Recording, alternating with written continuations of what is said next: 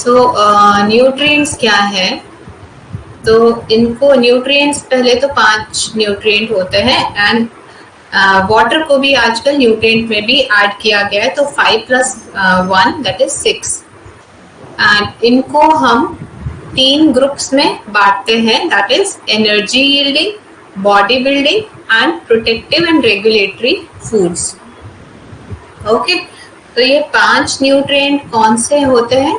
That is protein, fat, carbohydrate, vitamins and minerals, और 6 हो गया आपका वाटर।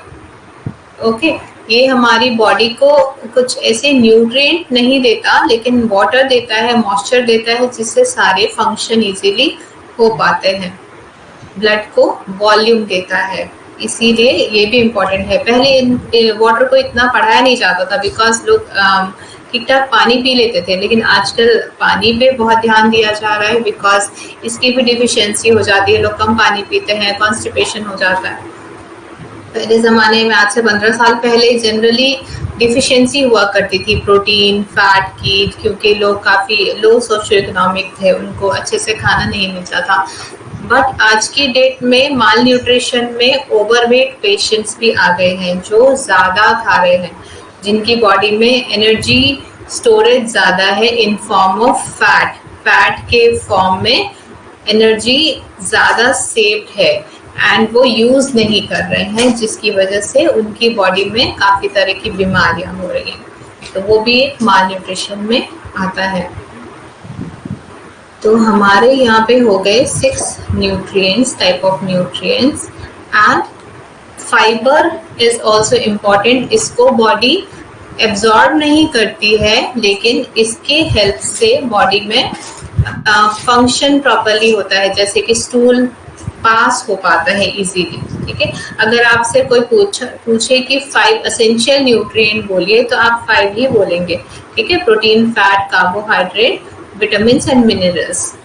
एंड 2 सपोर्टिंग न्यूट्रिएंट हैं, जिनको हम वाटर एंड फाइबर कहते हैं। एंड जो एंटीऑक्सीडेंट एंड डिटॉक्सिफाइंग एजेंट्स हैं, जो हमें vitamins and minerals giving food से ही मिल जाते हैं, दीज आर फाइटोकेमिकल्स, जो हमारे इम्यून सिस्टम को बूस्ट करता है। एंड डिटॉक्सिफाइंग एजेंट, जो हमारे बहुत सारे टॉक्सिक बनते हैं जब भी हम कुछ खाते हैं, प्रोटीन, फैट, कार्बोहाइड्रेट कुछ भी खाते हैं, तो उसमें से कुछ टॉक्सिक भी बनते हैं जो बॉडी से निकालने होते हैं। तो ये डिटॉक्सिफाइंग एजेंट्स भी हमें वेजिटेबल्स एंड फ्रूट से मिलते हैं।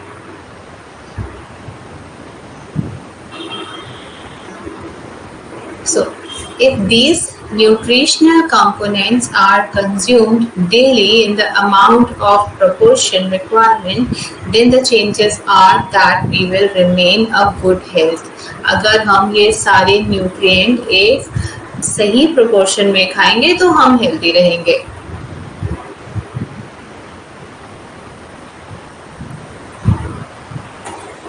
Healthy means what? Physically healthy plus आज की डेट में सोशल एंड मेंटल हेल्थ भी इसमें जोड़ा गया है। फंक्शंस ऑफ न्यूट्रिएंट, क्या है न्यूट्रिएंट के function? We use food such as wheat, rice, dal, vegetable, fruit, milk, egg, fish, meat, sugar, oils, ये सब हम खाते हैं डेली बेसिस पे, right? On the daily basis in our diet, these food are made up of the nutrient mentioned earlier. Let us get to know the function of these nutrients. इनके functions क्या है? तो अभी हम divide करेंगे ये जो 5 ग्रुप्स हैं पहले उनको। So first is carbohydrate. कौन से फूड देते हैं कार्बोहाइड्रेट? जनरली उनको हम गेस कर सकते हैं प्लेट में देख के, जो ज़्यादा क्वांटिटी में हम खाते हैं, जैसे कि राइस हो गया, रोटी हो गया, ये हम जनरली ज़्यादा क्वांटिटी में खाते हैं compare to vegetable and fruits. इनको हम तीनों मील में रखते हैं। फ्रूट्स को क्या हम तीनों मील में रखते हैं? नहीं। वेजिटेबल्स भी स्मॉल क्वांटिटी होता है इन जनरल। लोगों की बात की जाए तो राइस की कम, जितना हम राइस खाते हैं उतने वेजिटेबल खाते हैं नहीं। तो सबसे ज़्यादा पोर्शन हम खाते हैं कार्बोहाइड्रेट का। We get about 70 to 80% of our energy from carbohydrate. तो कार्बोहाइड्रेट से हमें एनर्जी मिलती है। एनर्जी और दो चीज़ें भी देते हैं, प्रोटीन रिच फूड भी और फैट्स भी, लेकिन हमारा मेन एनर्जी लेने का काम है कार्बोहाइड्रेट फूड से। The energy content of foods is expressed in calories. 1 gram of carbohydrate provides 4 kilocalories. ठीक है, अगर हम 1 ग्राम कार्बोहाइड्रेट खाते हैं तो कितनी एनर्जी उससे बनेगी बॉडी में? 4.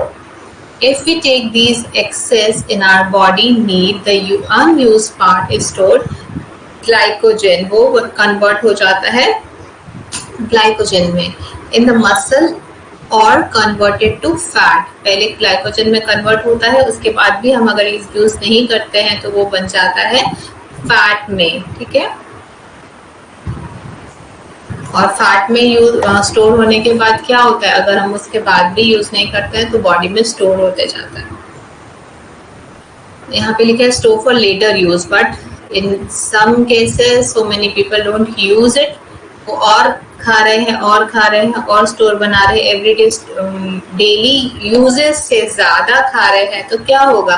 डेली ग्लाइकोजन बनेगा excess and daily fat tissues ज्यादा होते जाएंगे, उनका साइज बढ़ता जाएगा और हम ग्रेजुअली ओवरवेट होते जाएंगे। ठीक है, अगर हमने आज ज्यादा खा लिया और कल कम खाया जितनी रिक्वायरमेंट है, तो क्या होगा? जो आज ज्यादा खाया वो जो फैट है उसको हम कल यूज कर सकते हैं। लेकिन जनरली कई बार लोग ज्यादा रोज खा रहे हैं तो वो स्टोर होते जाता है बॉडी में और इसी तरह वेट गेन होता है। और कई बार ऐसा होता है कि जितनी रिक्वायरमेंट है उससे कम खाते जा रहे हैं रोज। अगर हमें रोज 2000 किलो कैलोरीज चाहिए और रोज हम 1800 खा रहे हैं, तो क्या होगा? बॉडी में जो पहले से फैट स्टोर है वो यूज होते जाएगा और हम ग्रेजुअली पतले होते जाएंगे, जैसे कि डांसेस में देखा गया है और जो टेबल टेनिस खेलते हैं उनमें देखा गया है कि वो काफी थिन होते, जितनी उनकी रिक्वायरमेंट है उतनी कई बार नहीं कर पाते।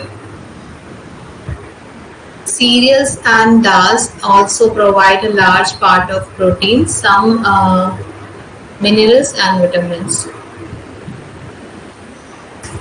तो हमें मेन कहाँ से मिलता है? अनाज से, रोटी, चावल, मक्का, इन सब से हमें कार्बोहाइड्रेट मिलता है। दाल भी हमें सम अमाउंट ऑफ कार्बोहाइड्रेट भी देते हैं। ठीक है, मगर मेनली उसका काम है प्रोटीन देना। शुगर जो है that is only carbohydrate and कुछ ऐसे भी फ्रूट्स हैं जिसमें कार्बोहाइड्रेट ज्यादा होता है। बनाना में ज्यादा है, ग्रेप्स में ज्यादा है, तो इन सब फ्रूट्स में कार्ब्स ज्यादा है in the form of fructose. तो जितने टाइप ऑफ शुगर हैं ये सब कार्बोहाइड्रेट में ही आते हैं जो हमें एनर्जी देते हैं। तो शुगर जो सिंपल चीनी जिसको बोलते हैं वो कार्बोहाइड्रेट है। वो मेनली हमें सिर्फ कार्बोहाइड्रेट ही दे रही है और कुछ भी नहीं दे रही है। शुगर केन है, शुगर केन भी मोस्टली हमें कार्बोहाइड्रेट ही देता है, एनर्जी देता है, साथ में थोड़ा अमाउंट ऑफ आयरन देता है।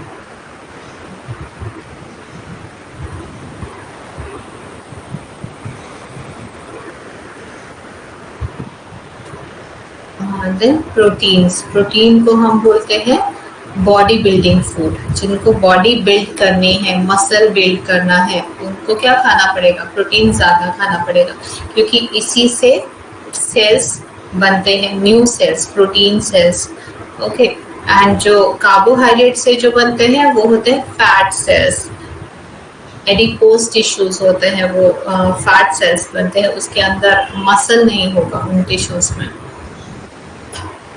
सो प्रोटीन क्या है? एज वी नो, तो दो तरीके से भी वेट बढ़ सकता है। प्रोटीन ज्यादा खा के भी वेट बढ़ सकता है, तो उससे क्या होगा? मसल गेन होगा। एंड अगर हम किसी को अच्छा वेट गेन देना चाहते हैं, कोई पतला दुबला है, सिर्फ शुगर खिला के वेट गेन नहीं करना है, उससे क्या होगा? उसके बॉडी में फैट सेल्स बढ़ेंगे, उसका पेट निकल जाएगा, है ना, उसके बॉडी में टाइटनेस नहीं रहेगी। उस तरह से वेट गेन नहीं करना है किसी का, अगर वेट गेन चाहिए किसी को तो। एंड प्रोटीन के हेल्प से वेट गेन करना हेल्दियर ऑप्शन है। Then As we know, protein are present in all living tissues, both plant and animal.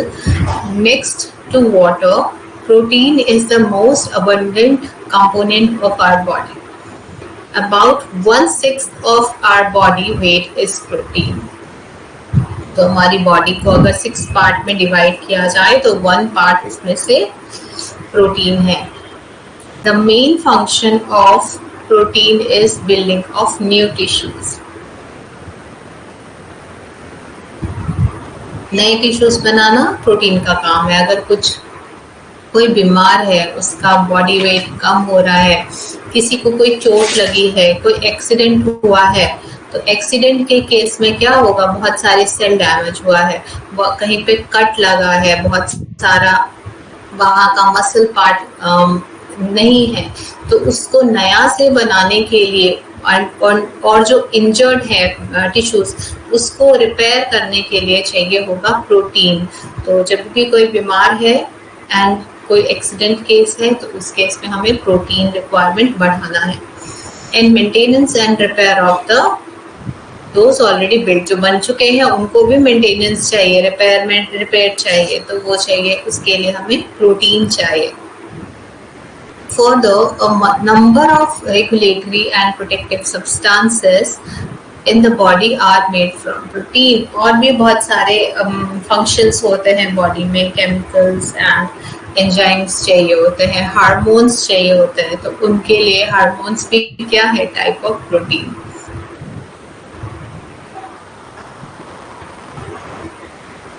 We get about 8 to 15% of our total energy from protein.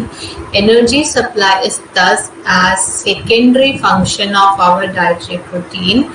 Each gram of protein gives 4 kilocalories of energy to our body. Protein भी same kilo calories देता है. अगर हमने मान लीजिए energy के लिए carbohydrate नहीं खाया तो एंड प्रोटीन ही सिर्फ खा रहे, कई बार करते हैं एक्टर्स करते हैं कि कार्बोहाइड्रेट खाते ही नहीं है, सिर्फ प्रोटीन्स खाते हैं कि अच्छा मसल बनेगा और फैटी टिश्यूज बॉडी में नहीं आएंगे, तो उस केस में उनको एनर्जी कहाँ से मिलती है. तो एक्सेस जो प्रोटीन हो रहा है, लाइक उनको जो काम करने के लिए चाहिए दिन भर, तो फर्स्ट प्रोटीन का काम वहाँ पे होगा एनर्जी देना, उसके बाद जो बच जाएगा प्रोटीन वो उनकी बॉडी सेल्स को रिपेयर का काम में लगेगा.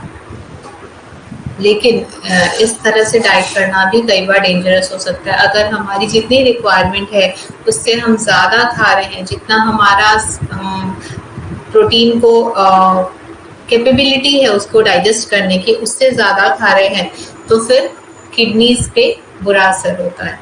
तो इसीलिए जो बहुत सारे सप्लीमेंट है, कई जो जिम ट्रेनर्स होते हैं वो काफ़ी ज़्यादा सप्लीमेंट्स दे देते हैं, तो उस तरह से खाना डेंजरस हो सकता है. सो जितना रिकमेंडेड है, लाइक 2 ग्राम्स के ऊपर बिल्कुल भी नहीं चलना है. 2 ग्राम पर kg of body weight. Then energy supply is thus a secondary function of our dietary proteins. Each gram of protein gives 4 kilocalories of energy to our body. Protein is present in vegetables and animal sources. Okay, vegetable sources, that means plant sources यहाँ पे कहने का मतलब है, because जो सब्जियां होती हैं उनमें प्रोटीन बहुत ही कम होता है, तो दोनों सोर्सेज में है, animal sources and plant sources में. तो among the former pulses, nuts, soybean are good sources of protein. तो प्लांट सोर्सेज जो यहाँ वेजिटेबल सोर्सेज लिखा है, हम इसको भी बोलते हैं प्लांट सोर्सेज को वेजिटेबल सोर्सेज. तो उसमें क्या आ जाएगा, दालें, नट्स जो आपका हो गया, मूंगफली, बादाम, ये चीज़ें हो गई, and soybean is a very good source of protein, are good source of protein. Among the later, milk, और अगर एनिमल सोर्सेज की बात करें जो एनिमल बॉडी से आ रहा है, that is milk, fish, egg, meat, chicken and liver are rich sources for protein. Paneer and khoa are also good source of protein. तो खोआ जो होता है, क्या होता है, कंडेंस किया हुआ मिल्क रहता है, उसका मॉइस्चर कम किया रहता है, सिर्फ सॉलिडिफाई रहता है। तो क्या हो जाएगा, हर चीज ही उसमें क्वांटिटी ज्यादा हो जाएगी, वहां पे फैट भी ज्यादा हो जाएगा, प्रोटीन भी ज्यादा हो जाएगा, एंड मिनरल्स जो भी हैं वो सब ज्यादा हो जाएंगे, क्योंकि हमने सिर्फ उसका साइज कम किया है, उसके न्यूट्रिएंट कम नहीं हुआ है, इसीलिए ज्यादा होगा। तो अगर कंपेयर किया जाए खोआ खाना कंपेयर टू मिल्क, तो milk should be preferred. Paneer is better source, क्योंकि पनीर में हमारा फैट कंटेंट ज्यादा नहीं होता है, प्रोटीन सेम रहता है, तो this is good source for protein.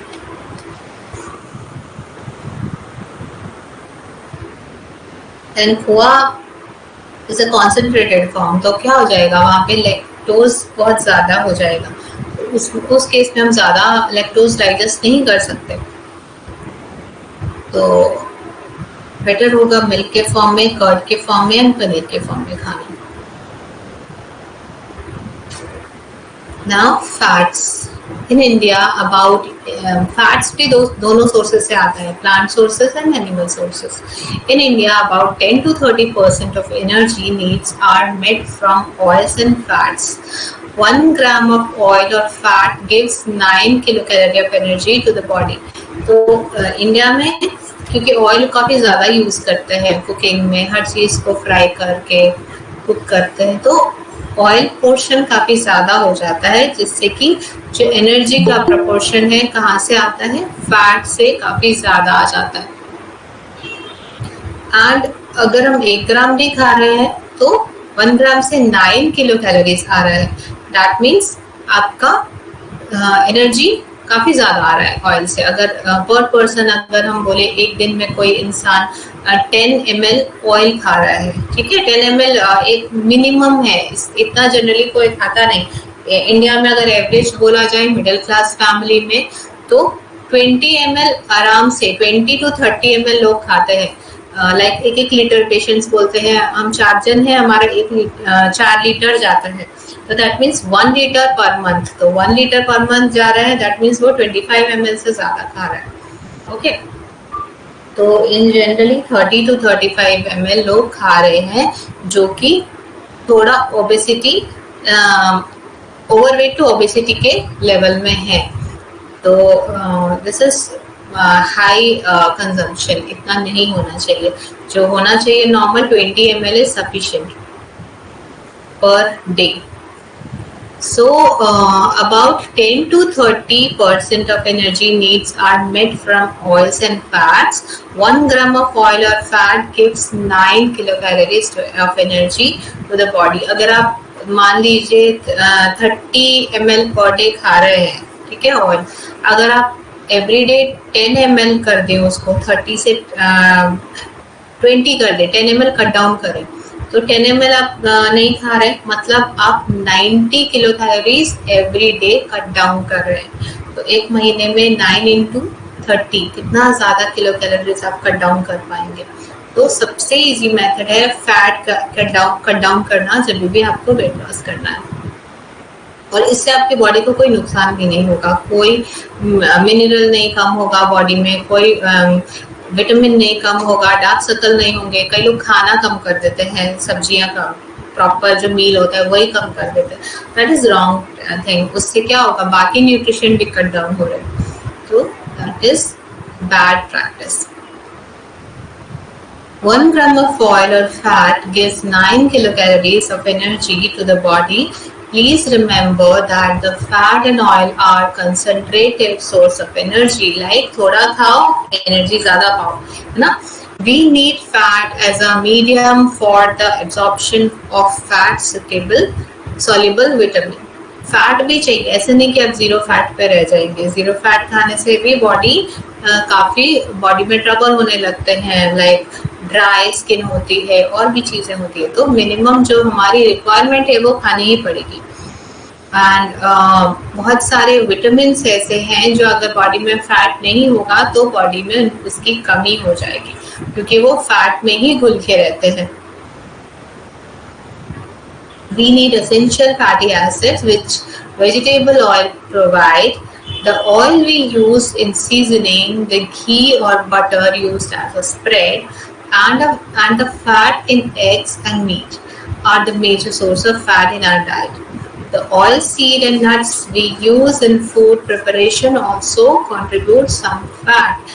Seeds भी खाते हैं ना आजकल, ये सीड खाओ, फ्लैक्स सीड्स खाओ एडिशनली, तो बहुत ज़्यादा सीड्स भी नहीं खाने, उसमें भी फैट्स है. Fats that is good fat actually, but अगर आप एक्सेस में खाएंगे कि ये हम खा लेंगे तो हमारा कोलेस्ट्रॉल ठीक हो जाएगा, तो ऐसा नहीं है. आप उसको खाने में मिक्स करके खाइए, रिप्लेस करिए किसी चीज़ से, किसी अनहेल्दी से उसको रिप्लेस करिए गुड फैट्स को. Remember, if we take more energy than our body needs in many form, be it fat, carbohydrate or protein, it is stored in our body as fat. कुछ भी हम ज़्यादा खाएंगे तो अल्टीमेटली वो fat के form में ही स्टोर होगा बॉडी में.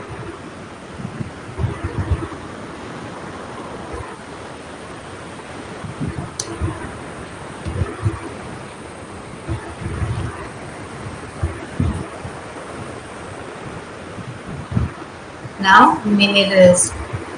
minerals are also important. आजकल कई बार क्या हो रहा है कि लोग हार्ट अटैक्स इतना कॉमन हो चुका है, तो कई बार आयरन डिफिशिएंसी भी काफ़ी प्रॉब्लम क्रिएट कर सकती है. तो ऐसा नहीं है कि सिर्फ मोटे लोग को ही हार्ट अटैक होता है. अगर आप में कोई भी पैरामीटर्स गड़बड़ है तो उसको ठीक करना है. डिफिशिएंसी से भी काफ़ी सारे ऑर्गन फेलियर हो सकता है. So our bone and teeth need mineral for their formation and maintenance. Iron is needed for formation of red pigment in the blood, that is hemoglobin. Minerals have an important role in the regulation of a number of body processes and muscle contraction होता है ना, जैसे मैं बोल रही हूँ तो मेरा मसल ऐसे ऐसे कॉन्ट्रैक्ट हो रहा है ना. नर्व स्टिमुलेशन, रेस्पिरेशन, ये सब चीज़ों के लिए कॉन्ट्रैक्शन चाहिए. इसके लिए मिनरल्स चाहिए इनको काम करने के लिए, etc. We get the mineral that we need for form a variety of food. For example, we get calcium from milk and leafy vegetable, iron from leafy vegetable, dals, eggs, sodium from salt and other foods. तो ये सारे minerals हो गए आपका. Iron, sodium, potassium and calcium, these are minerals. इनके बहुत सारे role हैं बॉडी के रेगुलेशन में, काम कराने में.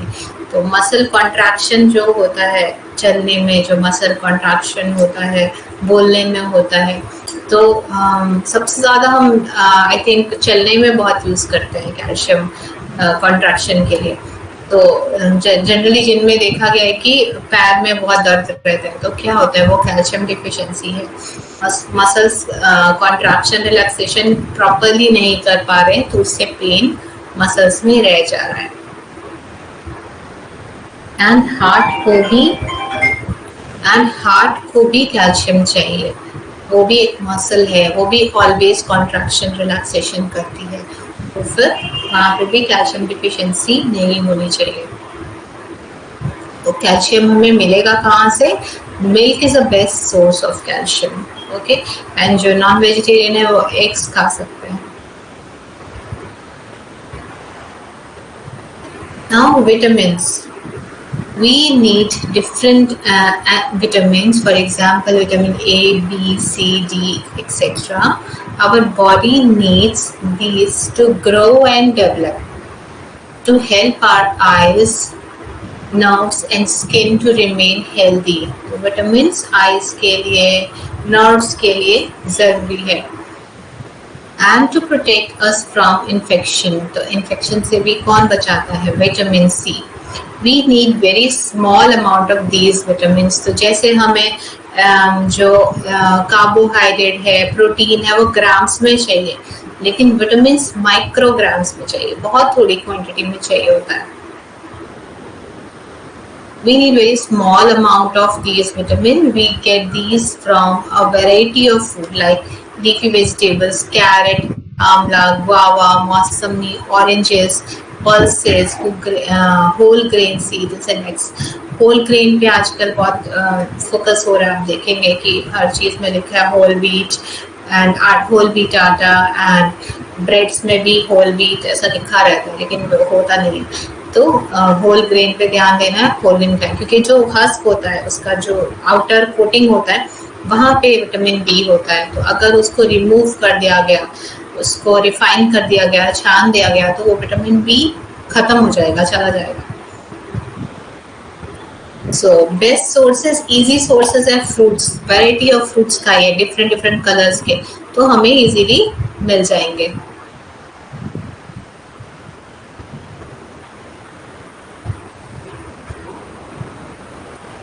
एंड अगर हमें चेक करना है कि हमें फैट सॉल्युबल विटामिन, जैसे दो पार्ट्स में डिवाइड किया गया है, fat soluble and water soluble.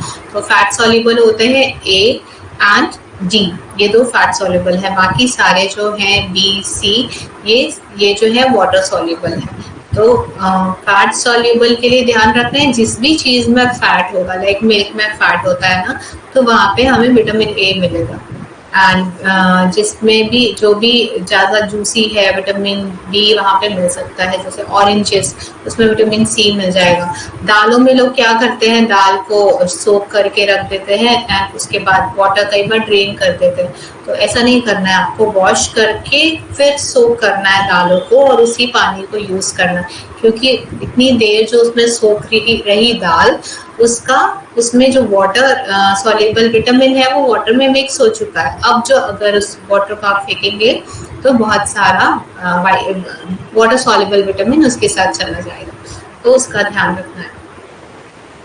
And जो सब्जियों को काट के धोते हैं वो नहीं करना है, अच्छे से आप वॉश कर लीजिए, उसके बाद उसको काटिए, देन यूज इट। काट के अंदर में कहीं जर्म्स नहीं घुसा रहते, जो भी होता है आउटर में रहता है, तो पहले ही आपको अच्छे से उसको वॉश करना है।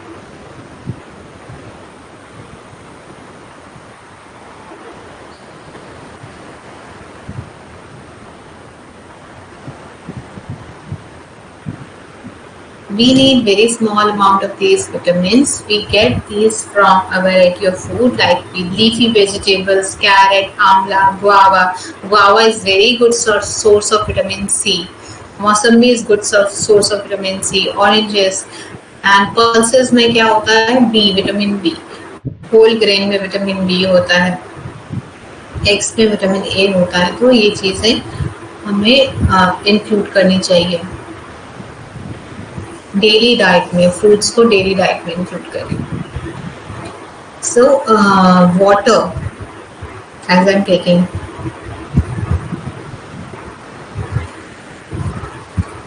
the body contains approximately 60 to 65% of water, hence it is an essential part of the body structure. We know water is a universal solvent, उसमें कुछ भी मिला दो वो मिक्स होता है ना। It carries food into the body and इसको यूनिवर्सल सॉल्वेंट क्यों कहा गया है, क्योंकि ये उसकी क्वालिटी को चेंज नहीं करता, बस उसको डाइल्यूट करता है, उसका टेस्ट में चेंज नहीं लाता एंड उसका दिखने में चेंज नहीं लाता, बस उसको डाइल्यूट करता है। It carries food into the body, helps in the digestion and absorption of food and ensure elimination of waste from the body. तो जो एलिमिनेशन है वो कई लोगों में प्रॉब्लम रहता है कि एलिमिनेट नहीं होता वेस्ट जो बॉडी में बढ़ रहा है, तो इसके लिए वाटर इनटेक प्रॉपर करना है। तो एलिमिनेशन का प्रॉब्लम दो केसेस में आता है, एक कॉन्स्टिपेशन, दूसरा यूरिक एसिड जिनमें बढ़ता है। तो जो लोग यूरिक एसिड का प्रॉब्लम रहता है उनको वाटर इनटेक बढ़ाना है, जिससे कि यूरिया का एलिमिनेशन अच्छे से हो। सेकेंड थिंग कॉन्स्टिपेशन होगा तो क्या होगा, काफी प्रॉब्लम होगा, इंटेस्टाइन खराब हो सकता है, इंटेस्टाइन कैंसर तक हो सकता है। तो कॉन्स्टिपेशन, इवन जो अपेंडिसाइटिस है वो प्रॉब्लम आ सकती है, अपेंडिक्स जो इन्फ्लामेशन हो जाता है, तो ये चीज़ें हो सकती हैं। तो स्टूल क्लियर होना चाहिए एवरीडे, तो इसके लिए वाटर ज़रूरी है, ड्राई नहीं होना चाहिए स्टूल। अगर ड्राई नहीं होगा तो वो एलिमिनेट होना ईजी होगा, इसके लिए चाहिए होगा sufficient amount of water.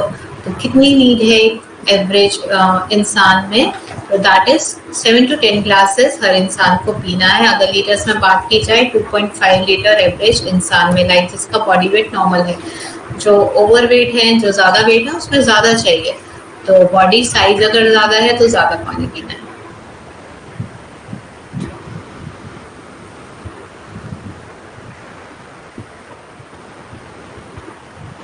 And water helps to body regulate body temperature. Fever होता है ना, तो अब पानी ज़्यादा पिलाइए इंसान को जिसको भी फीवर है, तो बॉडी टेम्परेचर अपने आप रेगुलेट होगा, अपने आप टेम्परेचर कम होगा, ज़्यादा दवाई खाने की जरूरत नहीं पड़ेगी।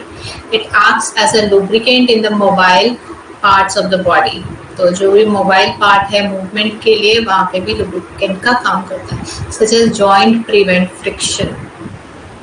फ्रिक्शन क्या होता है? किसी चीज में रगड़ आना। तो जैसे नी का जॉइंट है, यहाँ पे ऐसे फ्रिक्शन होता है, तो ये फ्रिक्शन कम होने के लिए हमारी बॉडी में लुब्रिकेंट का काम करता है water. We need about 5 to 6, क्योंकि बॉडी में बहुत सारे लुब्रिकेंट बनते हैं, तो उसका जो बेसिक बेस है जिसके साथ वो बनेगा, उसके लिए वाटर चाहिए। We need about 5 to 6 glasses of water each day. Here is written 5 to 6, but according to me and WHO, we should write 7 to 10 glasses.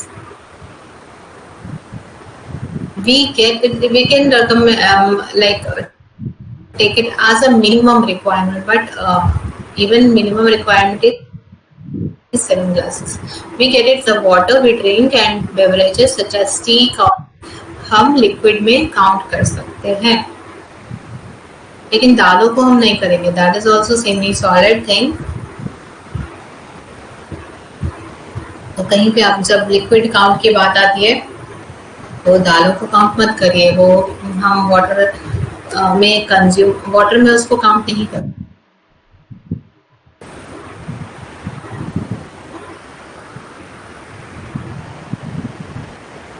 So we should eat every day fruits, vegetable, water.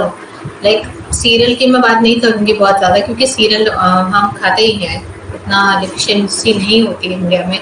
Serials की रोटी चावल लोग खा ही लेते हैं, लेकिन कमी रह जाती है fruits and vegetable and protein sources में ऑल्सो। मिल्क प्रोडक्ट लोग कम खाते हैं, आयरन डिफिशिएंट है, तो इन चीज़ों के लिए हमें milk sources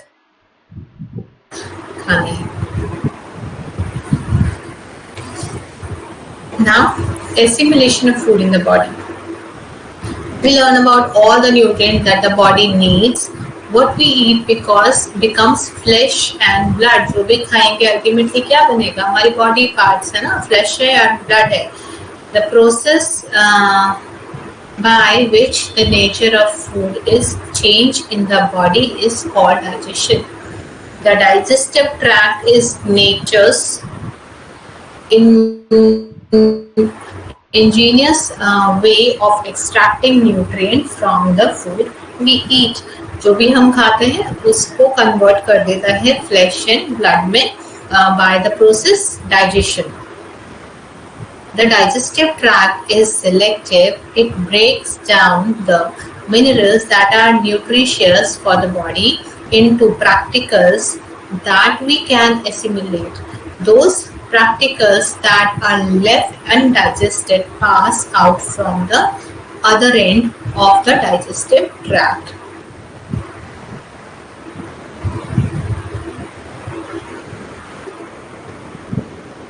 Our body needs energy to perform these various activities, protein to replace the cell it has lost and to grow, various vitamins and minerals for bone and blood formation and for the body to work efficiently smoothly. तो हमें smoothly सारा काम body के अंदर होता रहे, कुछ problem नहीं आए, सारे जो ऑर्गन्स हैं प्रॉपर्ली फंक्शन करते रहे, उसके लिए जो इनकी रिक्वायरमेंट्स हैं वो बॉडी को देते रहना है। और जो पॉइजनस चीज़ें हैं वो नहीं खानी है, जैसे कि प्रोसेस्ड फूड। इनको डाइजेस्ट करने में, इनको ब्रेक डाउन करने में बहुत टाइम लगता है, तो कोशिश करें इन चीज़ों को मिनिमाइज करें, प्रोसेस्ड चीज़ों को। जितना हम नेचुरली जो फूड ग्रो हुए हैं उनको लेंगे तो हमारी बॉडी जो नेचर ने बनाई है वो उसी के हिसाब से बनाई है, तो उसको इजीली वो डाइजेस्ट कर पाएगा।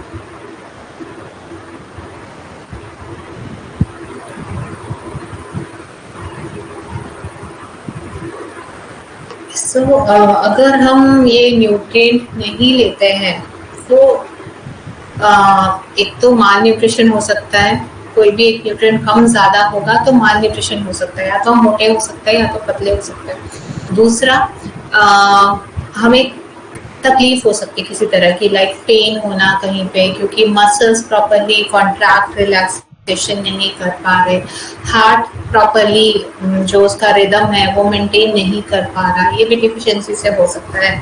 आयरन अगर कम खा रहे हैं तो हीमोग्लोबिन नहीं बनेगा, हीमोग्लोबिन प्रॉपर बॉडी में नहीं है तो क्या होगा, चक्कर आएगा, एकदम से उठ के लोग बैठ के ऐसे उठेंगे तो चक्कर खा के कई बार गिर जाते हैं, पर्पल जैसा दिखता है, डार्क जैसा दिखता है, वर्टिगो होता है, तो ये सब चीजें हो सकती हैं। तो ये भी डिफिशियंसी डिजीज है, that is haemoglobin iron deficiency. And अगर हम हीमोग्लोबिन डिफिशिएंट रहेंगे तो हम काम अपने एफिशिएंटली नहीं कर पाएंगे, हमारा जो डेली का काम है उतना प्रोडक्टिवली नहीं कर पाएंगे। सेकेंड थिंग, जो हमारा फाइटिंग करने का जो एबिलिटी है, लाइक विटामिन सी का जो काम है बॉडी के WBC को प्रिपेयर करना, तो वो नहीं कर पाएगा अगर हम विटामिन सी प्रॉपरली नहीं लेंगे फूड के सोर्सेज से, तो हमारी बॉडी वीक होगी, हम बीमार पड़ेंगे। जब भी कुछ इन्फेक्शन हर समय आते हैं बॉडी में, हर समय माइक्रोब्स, हम कोई भी बहुत ज़्यादा क्लीन एरिया में नहीं रहते, इंडिया में हमेशा कुछ ना कुछ ये जा रहे हैं, पैथोजेंस हमारी बॉडी में जा रहे होते हैं, बहुत डस्ट है एरिया में, तो हमेशा कुछ ना कुछ जा रहा है ना। तो बाहर में हम खा रहे हैं, रोड साइड फूड खाते हैं, तो हमेशा इन्फेक्शियस थिंग जा रही है अंदर, बैक्टीरिया जा रहे हैं ऑलवेज, हमारे हाथ में अभी मिलियंस ऑफ बैक्टीरिया हो सकते हैं, तो वो हमेशा कहीं ना कहीं से जा रहे होते हैं। बट हमारी बॉडी अगर उन बैक्टीरिया को किल करके फाइट करने के लिए प्रिपेयर है तो हम हेल्दी रहेंगे, नहीं तो हमें बीमारी हो जाएगी, फिर हमें उनसे फाइट करने के लिए ऊपर से मेडिसिन लेनी पड़ेगी और फिर उनसे हम फाइट कर पाएंगे, है ना। तो this is the long method. उससे बेटर है हम अपनी बॉडी को सफिशिएंट अमाउंट में न्यूट्रिएंट दें और हमारी बॉडी को रेडी रखें फाइट करने के लिए, और सेल्फ सफिशिएंट रखें by taking all micro and macro nutrients, सारे न्यूट्रिएंट्स अच्छे से दे पाए।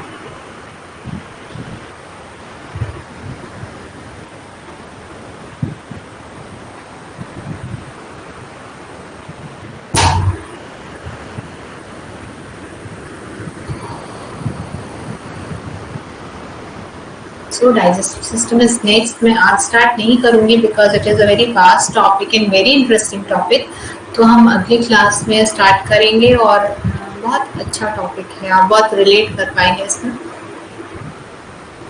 तो this is very my favourite topic we can say, क्योंकि इसी से सारी बीमारियां जुड़ी हैं। डाइजेस्टिव ट्रैक्ट, मेन बॉडी का जो सिस्टम है that is digestive tract, digestive system, इसी से सारी बीमारियां जुड़ी हैं। अगर यहाँ पे प्रॉब्लम है तो आपको बहुत तरह की प्रॉब्लम हो सकती है। तो this is the main system we should know about. कुछ क्वेरी है तो आप पूछ सकते हैं।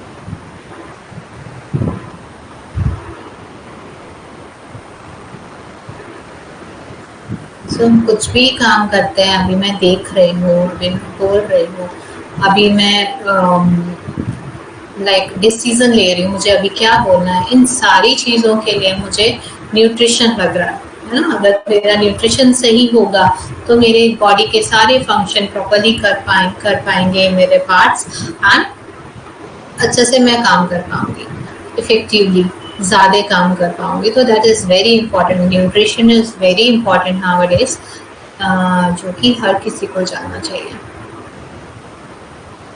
जैसे मुझे ये देखना है, अगर मेरा विटामिन ए डिफिशिएंट में होती तो हो सकता था मुझे चश्मा लगा होता, है ना। ड्राई आई होती है बहुत लोगों को, वहाँ पे भी विटामिन ए डिफिशिएंसी होती है। कि आई साइट में प्रॉब्लम नहीं है, लेंसेज में प्रॉब्लम नहीं होती है, वहाँ पे लाइक आई का मूवमेंट कर रहे हैं तो लुब्रिकेशन कम हो रहा है, तो लुब्रिकेशन भी वहाँ पे एक तो वाटर आया और ऊपर से विटामिन ए आया, तो वहाँ पे विटामिन ए डिफिशियंसी होती है। आजकल काफी कॉमन है ड्राई आई।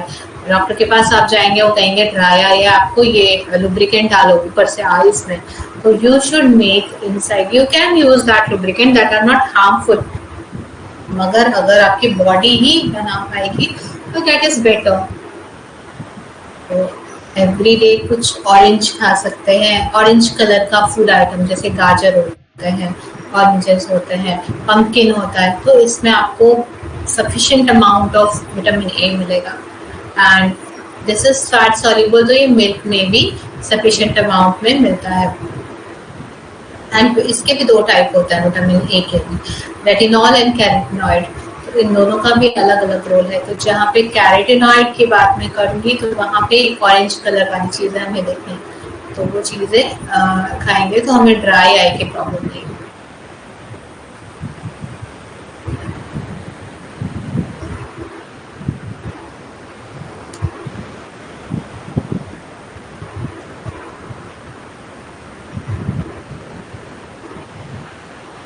और भी डिफिशियंसी होती है विटामिन ए से, जैसे रात में नहीं दिखना। पहले ज़माने में होती थी जिसको हिंदी में रतौंधी बोलते हैं और इंग्लिश में नाइट ब्लाइंडनेस, अंधेरा होने के बाद, सनलाइट जाने के बाद उन्हें दिखता नहीं है, एंड कलर ब्लाइंडनेस, ये सब चीज़ें हैं जो डिफिशियंसी डिजीजेस हैं।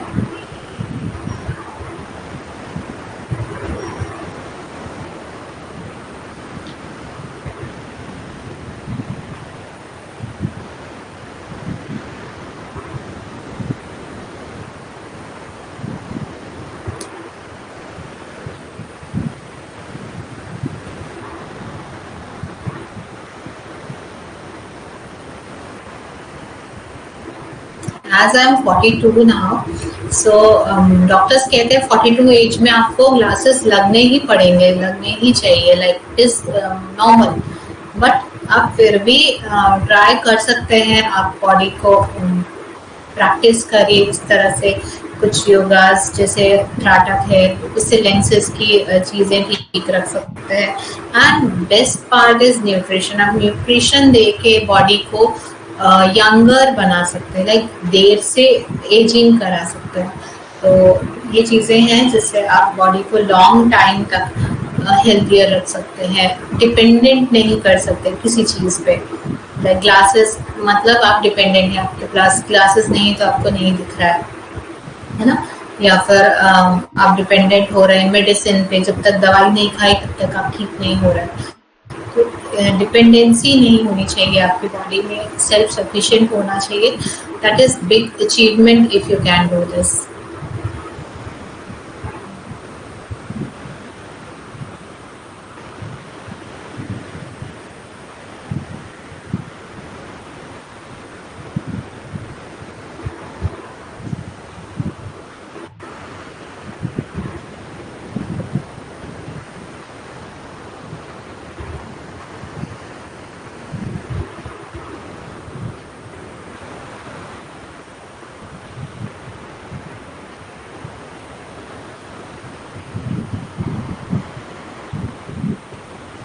Okay, I think no queries. Other.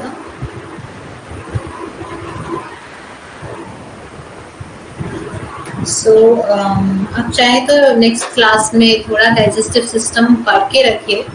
इसमें एक डायग्राम है एंड में, उसको देख के रखिए तो आपको बहुत इजी होगा समझने में। This is the diagram. ये बहुत इम्पोर्टेंट है, ये आई थिंक हर किसी को पता होना चाहिए। स्कूल्स में भी हमारा था, तो आपने स्कूल्स में भी ये देखा होगा। तो इस यही है बेसिक, अगर बोला जाए तो। इसी पे न्यूट्रिशन, इसी पे कार्डियक सिस्टम भी डिपेंड करता है, खराब हो सकता है कि नहीं। तो हर सिस्टम, आपका स्किन, आपका कार्डियक सिस्टम, आपका रेस्पिरेटरी सिस्टम गड़बड़ हो सकता है अगर ये सिस्टम सही नहीं है, तो इसमें कुछ गलत जाएगा। तो आपको ये सिस्टम समझना बहुत ज़रूरी है, क्योंकि आप न्यूट्रिशन जो पार्ट है वो यहीं से कनेक्टेड है। अगर किसी को कुछ प्रॉब्लम हो रही है तो आप डाइट के थ्रू ही तो ठीक करेंगे। तो आप अगर ये पार्ट नहीं समझ पाएंगे कि ये तकलीफ हो रही है, ये खाना हुआ, यहाँ पे दर्द है, तो वहाँ पे आप वही ठीक नहीं करेंगे तो आपका बाकी सिस्टम कैसे ठीक होगा। This is the main thing you should know about.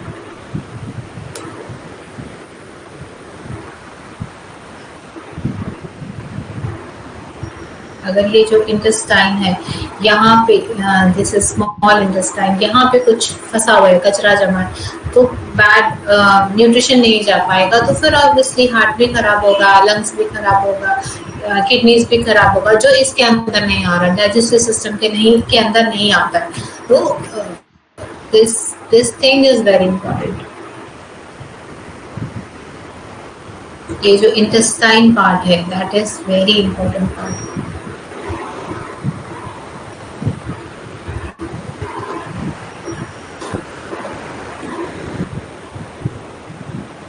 So I'm going to end the class. I hope you understood everything. कुछ भी क्वेरी है तो आप एंड में ज़रूर पूछिए, या पहले से लिख के रख लीजिए कि कई बार भूल जाते हैं कि ये पूछना था, क्लास के टाइम भूल जाते हैं। आप पहले से नोट डाउन करके रखिए, और जब क्लास के एंड में 10 मिनट्स जो होता है उसमें आप ज़रूर पूछिए। तो जब आप, हो सकता है आप कुछ पूछ रहे हो, कोई और भी जानना चाहता हो, उसकी भी हेल्प हो जाएगी। तो कुछ क्वेरीज करने की। So good night everyone. Jai Shri Krishna.